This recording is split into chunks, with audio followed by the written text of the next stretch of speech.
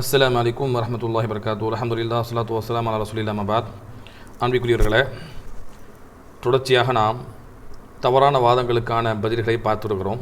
அதில் கடைசியாக சஹாபாக்கள் ஹதீஸை மறுத்தார்களா என்கிற பெயரில் சஹாபாக்கள் மீது தாங்கள் இன்றைக்கு ஹதீஸை மறுப்பதைப் போல ஹதீஸ் மறுப்பாளர்கள் சஹாபாக்கள் மீது ஹதீஸை மறுத்ததாக சொல்லக்கூடிய குற்றச்சாட்டுகள் என்ன, அதற்கான பதில்கள் என்ன என்பதை பார்த்தோம். அதற்கு பின்னால் இந்த ஹதீஸை மறுக்கக்கூடியவங்க என்ன சொல்கிறாங்கன்னு சொன்னால், ஹதீஸை மறுப்பது ஹதீஸ் கலை விதிகளே உள்ளது. எனவே தான் நாங்கள் என்ன செய்கிறோன்னு சொன்னால் ஹதீஸை மறுக்கிறோம். இப்போ உதாரணமாக குர்ஆனோடு முரண்படப்பட்ட அந்த ஹதீஸை ஏற்றுக்கொள்ளக்கூடாது என்று அறிஞர் பெருமக்கள் சொல்லியிருக்கிறாங்க. அப்படிங்கிற ஆதாரத்தை மூத்த அறிஞர்களுடைய அந்த ஹதீஸ் கலை நூல்களிலிருந்து காட்டுறாங்க. காட்டி என்ன சொல்கிறாங்க, ஹதீஸ் கலை விதியிலே இது உள்ளது, அப்போ நாங்கள் மட்டும் புதுசாக என்ன செய்யலை, குர்ஆனுக்கு முரண்படுமா அப்படிங்கிறத பாருங்கள் அப்படின்னு நாங்கள் மட்டும் சொல்லலை, முன் சென்ற இமாம்கள் சொல்லியிருக்கிறாங்க என்கிற அந்த வாதத்தை வைக்கிறாங்க. இந்த வாதத்திற்கான பதிலை பார்ப்பதற்கு முன்னால் முதல்ல நம்ம பேசிக்காக தெரிய வேண்டிய விஷயம் என்னன்னு சொன்னால், ஹதீஸ் கலை விதி இருக்கா இல்லையா, ஒரு ஹதீஸை சஹீஹ்னு சொல்வதற்கு, ஆதாரபூர்வமானது என்று சொல்வதற்கு இமாம்கள் அனைவரும் ஏற்றுக்கொண்டு அனைவருமே கடைபிடித்த ஆரம்ப காலம் முதல் கடைசி வரைக்கும் வந்த எல்லா அறிஞர்களும் ஹதீஸ் கலை துறை சார்ந்த அந்த அறிஞர்கள் கடைபிடித்த அந்த விதிகள் இருக்கா இல்லையா, அந்த விதிகளை இவங்க மக்களுக்கு சொல்கிறதே கிடையாது. ஏன்னு சொன்னால், மக்களுக்கு அந்த விதியை சொன்னோன்னு சொன்னால், அப்போ இப்படியெல்லாம் அறிஞர் பெருமக்கள் மிக நுணுக்கம்னு சொன்னால் சாதாரண நுணுக்கம் கிடையாது, மிக மிக நுணுக்கமாக ஒரு ஹதீஸை அவங்க ஆராய்ச்சி பண்ணி தான் பதிவு பண்ணியிருக்கிறாங்க. எப்படி இதில் இமாம்கள் அனைவரும் தவறு விடுவாங்க, அப்படி திரும்பி கேட்பாங்க. அதே போல் அறிஞர் பெருமக்கள் எல்லாருமே குர்ஆனோட ஒப்பிட்டு பார்த்து தானே இதை முடிவு எடுத்திருப்பாங்க. இப்போ அறிஞர்களுக்கு யாருக்குமே முரணாக தெரியலையே, அவங்க எப்படி முரண் இல்லாமல் விளங்கி கொண்டாங்க, அவங்க என்ன விளக்கம் சொன்னாங்க இதுக்கு அப்படின்னு மக்கள் கேட்பாங்க. அப்போ நீங்கள் தான் புதுசாக குர்ஆனுக்கு முரணாக இருக்குங்கிற மாதிரி இப்போ சொல்கிறீங்க, அதாவது குர்ஆனுக்கு இந்த ஹதீஸ் முரண்படுது என்று நீங்கள் சொல்கிறீங்க. இதுக்கு முந்தைய அறிஞர்கள் என்ன பண்ணாங்கன்னா, இதே நிபந்தனைகளை வச்சு அவங்க ஹதீஸ் ஆராய்ச்சி பண்ணி தான் பதிவு பண்ணியிருக்கிறாங்க. அப்போ அந்த அறிஞர்களுக்கு யாருமே ஏன் முரணாக தெரியலை, அப்போ அவங்க இந்த கேள்விக்கு என்ன விளக்கம் சொன்னாங்க, குர்ஆனுக்கு முரணாக இருக்குன்னு சொல்லி நீங்கள் சொல்லக்கூடிய இந்த வாதத்திற்கு என்ன விளக்கம் சொன்னாங்க அப்படின்னு மக்கள் கேட்பாங்க. எனவே என்ன செய்கிறாங்கன்னு சொன்னால், ஹதீஸ் கலை உள்ள ஆதாரபூர்வமான ஹதீஸை பதிவு செய்வதற்கு அறிஞர் பெருமக்கள் எடுத்துக்கொண்ட அந்த விதியை சொல்கிறதே கிடையாது. முதல்ல ஹதீஸ் கலை அறியாமைங்கிற அந்த தொடரை பேச போகிறோம். அதில் பார்த்தீங்கன்னு சொன்னால், அதில் முதலாவது நம்ம என்ன பேச போகிறோம்னு சொன்னால் ஹதீஸ் கலை விதியை தான் பேச போகிறோம். ஹதீஸ் கலை விதியே எனக்கு அறியாமல் இருக்கிறாங்க மக்கள். எந்த மக்கள் இமாம்களெல்லாம் தவறு பண்ணுவாங்க, அவங்க ஹதீஸ் குர்ஆனுக்கு முரண்பட்டதுங்கிறத தெரியாமல் பதிவு பண்ணிட்டாங்க, நாங்கள் தான் இப்போ என்ன செய்கிறோம், குர்ஆனோட ஒப்பிட்டு பார்க்குறோம், குர்ஆனுக்கு முரண்படுது அப்படிங்கிற மாதிரி மாற்று விளக்கமே கொடுக்க முடியல என்பதை போல் அவங்க சொல்கிறாங்க. மாற்று விளக்கம் உண்டு, எல்லாத்துக்கும் விளக்கங்கள் உண்டு. மசூனி ஹதீஸுக்கு எப்படி முறையாக விளங்கி கொள்ள வேண்டும், மேலோட்டமாக பார்த்தா வசனத்துக்கு முரணாக தெரியும், அது எப்படி முரண் இல்லாமல் விளங்க வேண்டும் என்று வேறு ஆதாரங்களை சுட்டி காண்பித்து மற்ற வசனங்களை சுட்டி காமிச்சு நம்ம பேசியிருக்கிறோம். ஆனால் இவங்க என்ன சொல்கிறாங்க, இமாம்கள் எல்லாமே தவறாக பதிவு பண்ணிட்டாங்க, இமாம்கள் யாருக்குமே அந்த குர்ஆனுக்கு முரண்பட்டது தெரியலை என்பதை போல் இன்றைக்கி பேசுகிறாங்க. ஆனால் இமாம்கள் அந்த ஹதீஸை பாதுகாப்பதற்காக, ஒரு ஹதீஸ் ஆதாரபூர்வமானது என்று சொல்வதற்காக இட்ட அந்த நிபந்தனை இருக்கா இல்லையா, அந்த நிபந்தனை யாருக்குமே தெரியாது. இப்போ யாரெல்லாம் ஹதீஸை மறுக்கிறாங்களோ அவங்கள உள்ள அந்த மக்கள் நிர்வாகிகள் அல்லது பேச்சாளர்கள் அவங்களுக்கு கூட நம்ம கேட்குறோம், ஹதீஸ் கலை விதியை சொல்லுங்கள் அப்படின்னு சொல்லிட்டு யாருக்குமே தெரியலை. அப்போ எப்படிப்பட்ட இதுன்னு பாருங்கள், இமாம்கள் ஹதீஸை பாதுகாப்பதற்காக எப்படியான நிபந்தனையை பதிவு பண்ணாங்க, அந்த நிபந்தனை என்னன்னே தெரியாது. ஆனால் இமாம்கள் எல்லாம் தவறாக பதிவு பண்ணிட்டாங்க, இமாம்கள் கவனிக்காமல் ஹதீஸை பதிவு பண்ணிட்டாங்கன்னு சொல்லி ஒரு விமர்சனம் வைக்கிறாங்கன்னு சொன்னால் மிகப்பெரிய ஒரு ஆச்சரியமான ஒன்றாக. அப்போ இந்த ஹதீஸ் கலை விதி இருக்கா இல்லையா, இது நம்ம முதல்ல அறிந்து கொள்ளணும். இதை அறிந்து கொண்டோன்னு சொன்னால் இமாம் பெருமக்கள் ஹதீஸை ஆராயாமல் ஹதீஸுடைய கருத்து குர்ஆனுக்கு முரண்படுறதா இல்லையா, ஏனே ஹதீஸுக்கு முரணாக இருக்கதா இல்லை என்பதையெல்லாம் ஆராயாமல் பதிவு பண்ணிட்டாங்க என்று சொல்லக்கூடிய வாதம் அடிபட்டு போகும். முதலாவது பாருங்கள், ஹதீஸ் கலை விதியில் ஹதீஸை ஆதாரபூர்வமானது என்று அவங்க இமாம் பெருமக்கள் எடுப்பதற்கான வைத்த அந்த விதிகளில் மொத்தம் 5 விதிகள் உண்டு. அதில் முதலாவது விதி பாருங்கள், அது இத்திசால சொன்னது, அதாவது அறிவிப்பாளர் வரிசையை ஒரேடியாக சேர்ந்திருக்கணும், அதில் முறிவு இருக்கக்கூடாது. இப்போ இவர்கிட்ட யார் கேட்டா என்று சொல்லி சஹாபி வரைக்கும் போகக்கூடிய அறிவிப்பாளர் வரிசையை தொடர் அதாவது விடுபடாமல் இருக்க வேண்டும், ஒன்றுபட்டு இருக்க வேண்டும் என்று சொல்கிறாங்க. இது முதலாவது நிபந்தனை. இப்போ ஒரு நபர் என்னதான் நம்பகமானவராக இருக்கிறாரு, நல்லவராக இருக்கிறாரு, பின்னால் வரக்கூடிய எல்லா அந்த நிபந்தனைகளும் மீதமுள்ள 4 நிபந்தனைகளும் பரிபூர்ணமாக இருந்தாலும் கூட முன்னால் உள்ள, அதாவது முதலாவது உள்ள அறிவிப்பாளர் வரிசையில் யாராவது ஒரு பேரை விடுபட்டு சொன்னால் அந்த ஹதீஸை ஏற்றுக்கொள்ள மாட்டாங்கன்னு பார்க்குறோம். இப்போ அந்தளவுக்கு அறிஞர் பெருமக்கள் இதில் கண்ணும் கருத்துமாக இருந்திருக்கிறாங்கன்னு புரியுது.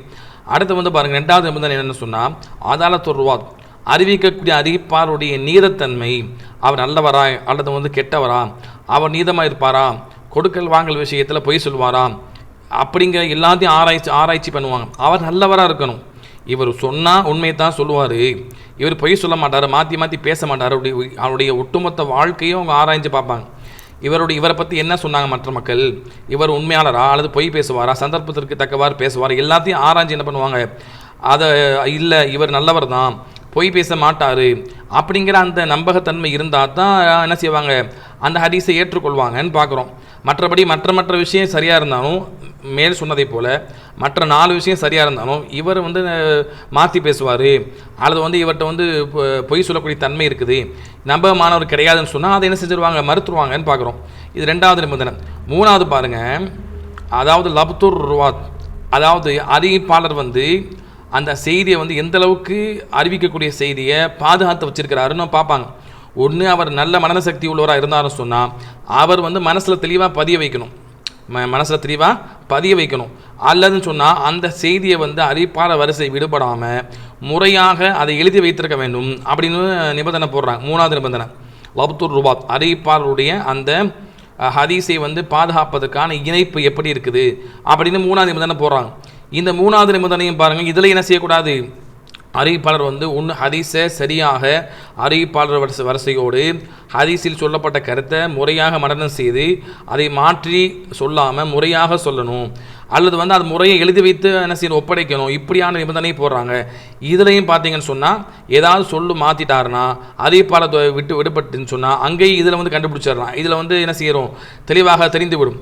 அடுத்து 4வது வந்து பாருங்கள், 4வது வந்து அதுமு ஷுதூத், ஷாதா இருக்கக்கூடாதுன்னு ஒரு கண்டிஷன் போடுறாங்க. 4வது நிபந்தனை ஷாதுனா என்னன்னு சொன்னால், இப்போ இந்த அறிவிப்பாளர்கிட்ட வந்து முன்னால் சொன்ன எல்லா நிபந்தனையும் சரியாக இருக்குது, அவர் வந்து அறிவிப்பாளர் வரிசையை வந்து சரியாக வந்து சொல்லிட்டார். அதே போல் நம்ம நல்ல ஒரு குணமுள்ளவராக இருக்கிறார், நம்பகமான நல்லவராக இருக்கிறார். அடுத்து 3வது வந்து அவர் மனசில் உள்ளதை சரியாக மனப்பாடம் செஞ்சு சொல்லிட்டார் அல்லது வந்து எழுதி சரியாக கொடுத்துட்டார்.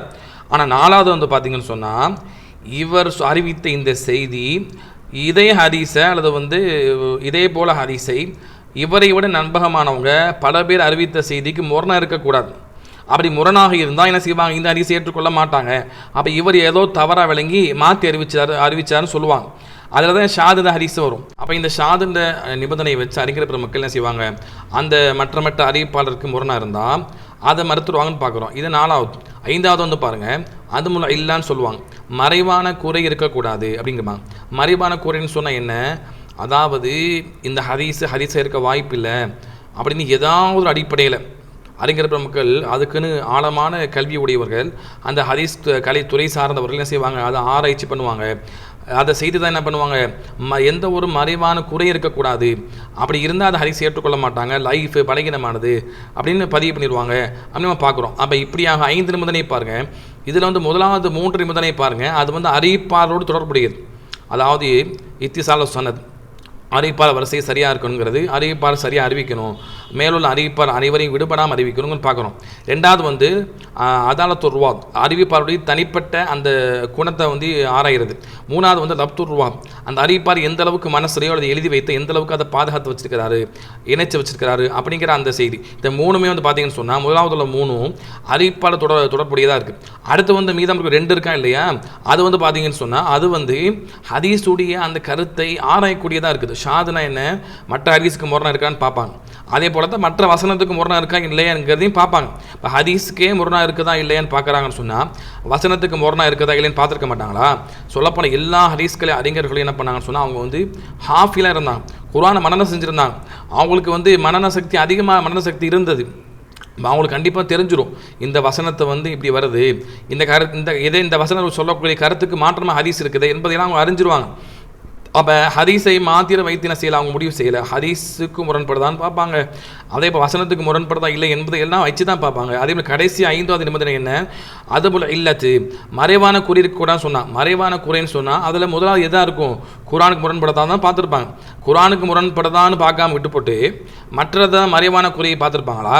அப்போ நிச்சயமாக குர்ஆனுக்கு முரண்படுதா இல்லை என்பதை எல்லாம் பார்த்து தான், ஹதீஸுக்கு முரண்படுதா அல்லது வந்து யதார்த்த சிந்தனைக்கு அறிவுக்கு முரண்படுதா எல்லாத்தையும் பார்த்துருப்பாங்க. பார்க்காம என்ன செய்ய மாட்டாங்க, அதை எடுக்க மாட்டாங்கன்னு பார்க்குறோம். அப்போ ஹதீஸை வந்து அறிஞர் பெருமக்கள் ஏனோ தானோ பதியப்பட்டாங்கன்னு சொல்கிறது இமாம்கள் மீது பேசக்கூடிய மிகப்பெரிய ஒரு அவதூறு. இந்த அவதூறுக்கு காரணம் என்னன்னு சொன்னால் ஹதீஸ்களே அறியாமை.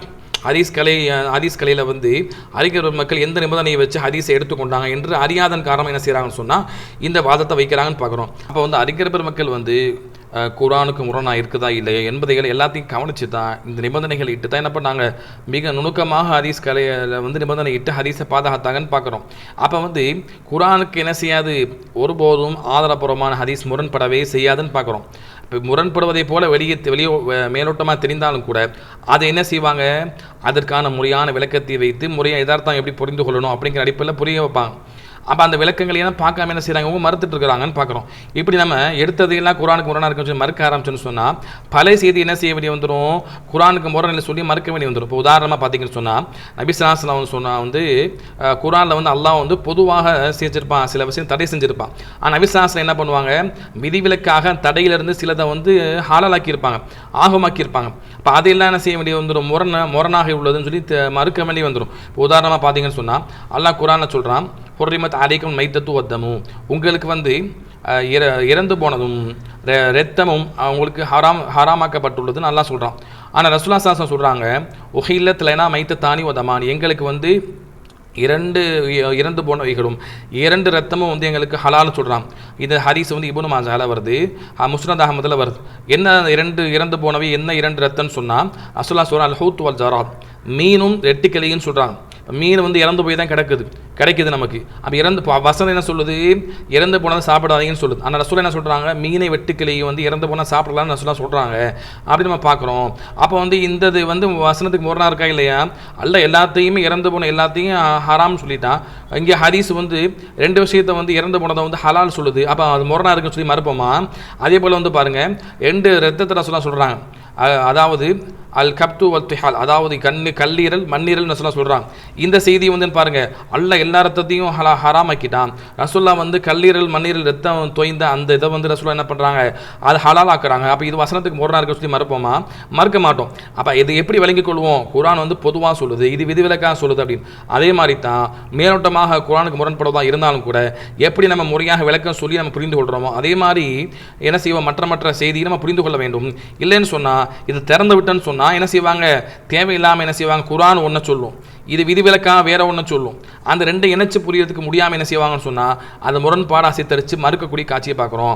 அப்போ அறிஞர் பெருமக்கள் எல்லாரும் என்ன பண்ணாங்க, குர்ஆனுக்கு முரண்படுறதா இல்லை என்பதையெல்லாம் பார்த்து தான் முறையான விளக்கங்களை வைத்து தான் அறிஞர் பெருமக்கள் ஹதீஸை வந்து பாதுகாத்தாங்க. ஹதீஸை வந்து ஆதாரப்பூர்வமான ஹதீஸ்ன்னு சொன்னாங்கன்னு பார்க்குறோம். எனவே வந்து ஆதாரப்பூர்வமான ஹதீஸ் வந்து ஒருபோதும் குர்ஆனுக்கு முரண்படாது. அது முரண்பட்டால் நிச்சயமாக என்ன செஞ்சிருப்பாங்க, அது ஹதீஸாக இருந்திருக்காது, அதில் வந்து அறிவிப்பாளர் இட்டுக்கட்டி சொன்னவராக இருந்திருப்பார் அப்படிங்கிறத நம்ம பார்க்குறோம். அதற்கு பின்னால் அறிவிப்பாளர் எல்லாம் சரியாக இருந்தாலும் குர்ஆனுக்கு முரண்படும் அப்படின்னு ஹதீஸ் கலையில் உள்ளது என்று அடுத்தடுத்த வாதங்கள் வைக்கிறாங்க.